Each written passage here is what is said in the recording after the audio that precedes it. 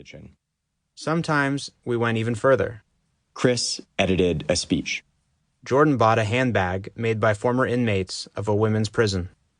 Perhaps that compromised us as journalists, but this project was always meant to be participatory. We engaged, and that mattered to us. Writing Union was the last leg of our journey. Until we wrote it and reflected on what we saw and did, we couldn't fully process what we had experienced. For 3 years, this work mattered to us most, so we worked multiple jobs in order to stay on the road. We took conference calls for our day jobs from the car, then stayed up well past midnight at highway-side motels, finishing work that should have been done earlier in the day. The road is a hard place. We recognize it might have been even harder if we weren't white and male. But it is also profound, beautiful, and instructive. There was nowhere we'd rather have been.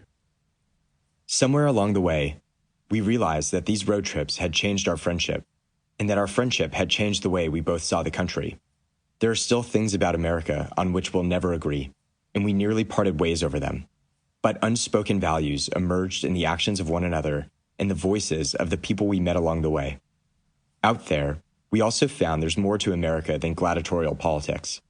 When we listened, we heard a nation being shaped by millions of voices, each with ideas and wisdom more complex than can be captured by the steady drumbeat of television segments, radio features, and social media posts.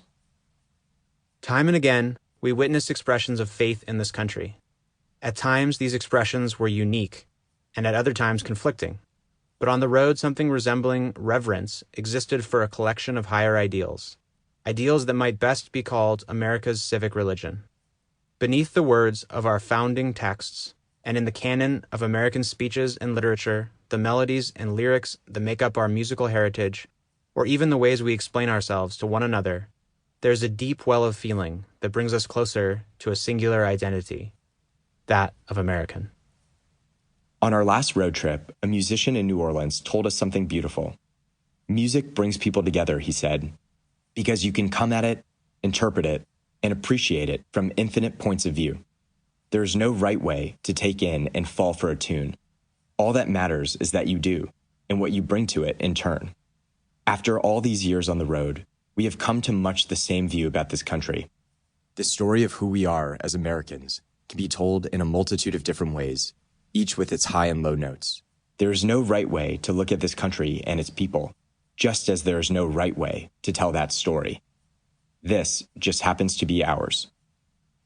Our hope is that Union will play some small part in an ongoing effort to bring Americans a little bit closer together. We wrote it, and reported it, and remembered it with that in mind. Christopher Haugh and Jordan Blashek. Part 1. New Haven. Chris had a dream that he was flying and woke with a start at the absurdity of the idea. Jordan was at the wheel of the boxy sea blue sedan, and Chris was splayed out on the passenger seat. We passed into Pennsylvania, along fast, narrow roads, moments before midnight. Chris shot a look over at Jordan, whose eyes were fixed on the slalom road ahead. It was empty except for us and the long-haul trucks on their way up and down another lonesome freeway. Earlier that evening, we had meandered down the sidewalks of New York City toward Jordan's Volvo S60, which he had inherited from his aging grandfather. "It's not much," Jordan said. "The steering grinds when you make a tight turn and it's missing a few parts, but it runs."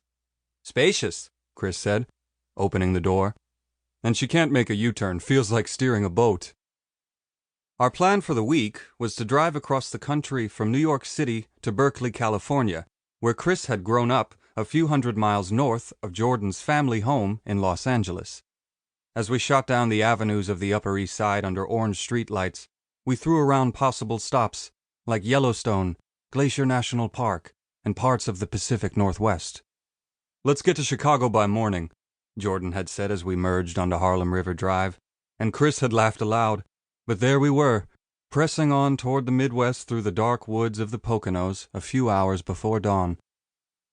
Chris had come to know over our brief 8-month friendship how Jordan operated according to his own mysterious logic. A bleary-eyed, unending drive seemed true to form, so Chris kept quiet as we drove into the gloom of morning.